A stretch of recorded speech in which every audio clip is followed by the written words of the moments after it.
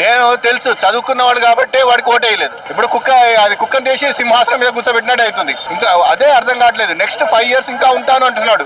అదైతే కళలో కూడా ఉంచలేడు. ఆల్రెడీ ఓటుకు నేటు కేసులో దొరికినాడు. బుక్ అయినోడిని కూడా మనం సీఎం చేసుకున్నామంటే మన బుద్ధి తక్కువ. ఇప్పుడు కింద ఉన్న మినిస్టర్లకు కూడా వాళ్ళకి నాలెడ్జ్ లేకుండా మాట్లాడుతున్నారు. వీళ్ళంతా వరస్ట్ క్యాండిడేట్స్, అంటే వరస్ట్ క్యాండిడేట్స్ ఉన్నారు. న్యూసెన్స్, అసలు విజన్ లేదు, ఒక ఆలోచన లేదు. ఇప్పుడు చిన్న పిల్లలకి కూడా మాట్లాడగలుగుతున్నారు. పిల్లలకే అవేర్నెస్ వచ్చింది. ఇంకా పెద్దలు మనం ఎంత చదువుకున్న వాళ్ళం, మనకు ఎంత చక్కగా చెప్పాలి. ఒక సీఎంగా ఉండి ఆయన కింద అనేక మంది ఐఏఎస్ ఐపీఎస్ ఆఫీసర్స్ ఉన్నారు. ఎంత మరి ఫ్లడ్స్ వచ్చినప్పుడు కానీ ఏదైనా కెలామిటీ ఎట్లా డిజాస్టర్ వచ్చినప్పుడు ఎట్లా ప్రివెంట్ చేయాలో వాళ్ళకి అందరికీ అవేర్నెస్ ఉంది. కానీ అది యూజ్ చేయకుండా అన్నెసెసరీగా ఇదేదో కొత్త ప్రాజెక్ట్ డెవలప్ చేస్తాను గాంధీ సరోవర్ అని, అది అసలు మీనింగ్లెస్ మాట, మీనింగ్లెస్ వర్డ్ కూడా. అది బుద్ధి తక్కువ అయింది అంటున్నాం.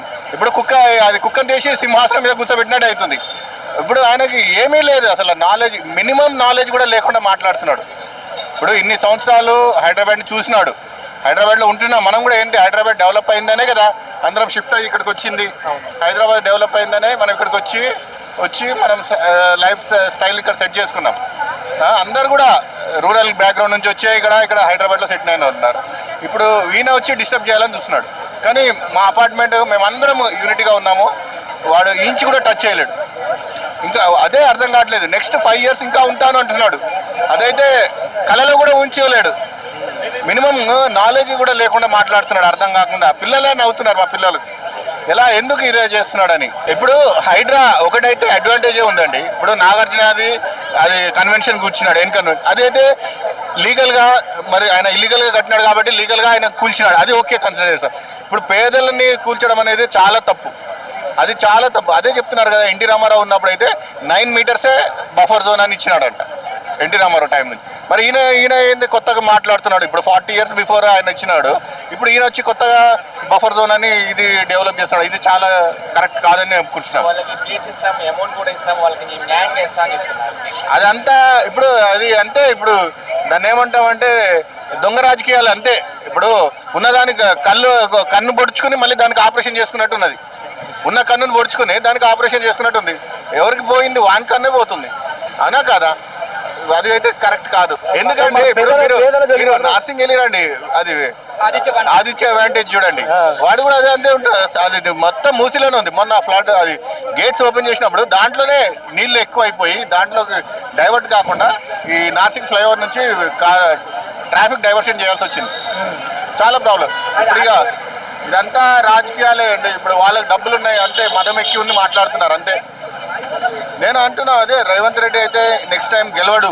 ఇప్పుడు కింద ఉన్న మినిస్టర్లకు కూడా వాళ్ళకి నాలెడ్జ్ లేకుండా మాట్లాడుతున్నారు. వీళ్ళంతా వరస్ట్ క్యాండిడేట్స్, అంటే వరస్ట్ క్యాండిడేట్స్ ఉన్నారు. ఇప్పుడు పబ్లిక్ని డిస్టర్బ్ చేసి వాళ్ళు ఏం హ్యాపీగా ఉండాలనుకుంటున్నారు చెప్పండి.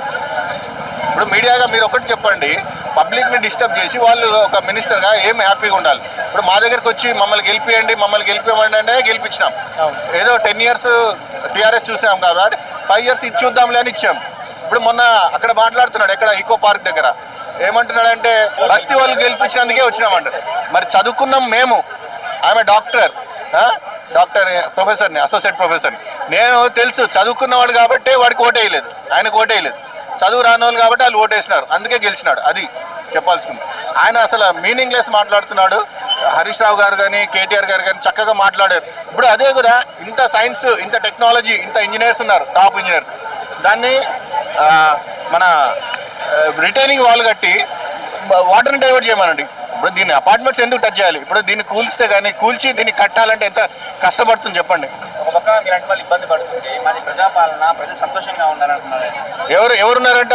ఎవరినైనా అంత ప్రజలు లేరు. ప్రజలంటే మేమే కదండి, మనమే మనల్ని డిస్టర్బ్ చేసి మనం హ్యాపీగా ఉన్నామని చెప్పడం అనేది చాలా, అది బ్లఫ్. ఇదంతా బ్లఫ్ గేమ్. ఫైనల్గా మీ తరఫు నుంచి మీరు ఏం చెప్పాలనుకున్నారు? మేము ఒకటే చెప్తున్నాం రేవంత్ రెడ్డికి, మేమైతే ఖాళీ చేయము. మరి రాత్రి బుల్డోజర్ని తీసుకొచ్చి డిస్టర్బ్ చేసినా కూడా మేము ఇక్కడ నుంచి అయితే 1 inch కళ్ళము. నెక్స్ట్ అయితే ఆయన గవర్నమెంట్ ఉండదు. ఆల్రెడీ ఓటుకు నేటు కేసులో దొరికినాడు. బుక్ అయినోడిని కూడా మనం సీఎం చేసుకున్నామంటే మన బుద్ధి తక్కువ, మనకు తెలియలేక చేసుకున్నాం అనుకుంటున్నాం అంతే. ఇప్పుడు ఆయన మినిస్టర్లు కూడా అందరూ అంతమంది కాంగ్రెస్లో ఒక 30-40 ఇయర్స్ నుంచి కోమటిరెడ్డి వెంకటరెడ్డి వాళ్ళంతా ఉన్నారు. ఈయన 4-5 సంవత్సరాల నుండి వచ్చి డైరెక్ట్ సీఎం చైర్ ఎక్కాడు. అది అందరికీ అసలు ఓపెన్ సీక్రెట్ని కూడా వాళ్ళు అంతగా నమ్మలేక, అంటే వాళ్ళు చేతగాని వాళ్ళను వాళ్ళే ఒప్పుకుంటున్నారు. ఇప్పుడు కేసీఆర్ గారు కానీ ఎంత చక్కగా వాళ్ళు గవర్నమెంట్ రన్ చేసినారు, హరీష్ రావు గారు కానీ, వీళ్ళు ఆ మాత్రం నాలెడ్జ్ లేకుండా చేస్తున్నారంటే మాకు చాలా ఇరిటేషన్ వస్తుంది. ఇక్కడ ఇంత బయట కూర్చొని మాట్లాడాలంటే మాకే అసలు అందరు చూసిన వాళ్ళందరూ కూడా అడుగుతున్నారు ఏంటి ప్రాబ్లం. ఇప్పుడు మేమేమన్నా మా ప్రాబ్లం రేపు మీకు కూడా రావచ్చు. ఇప్పుడు సిటీని మొత్తం కూడా కూడగొట్టాలంటే మరీ టూ మచ్. 10,000 ఇల్లులు అంటే ఏంటంటే అది ఒక ఇల్లు కట్టుకోవాలంటే ఇటుక పేర్చుకుని కడితే కానీ అవ్వదు. మేమైతే ఇప్పుడు మా అసోసియేషన్ కమిటీ కానీ మధు పార్క్ బ్లాక్ ఏబీ అందరూ యూనిటీగా ఉన్నాము. మేమైతే ఇంచి కదిలేదైతే లేదు ఇక్కడ నుంచి.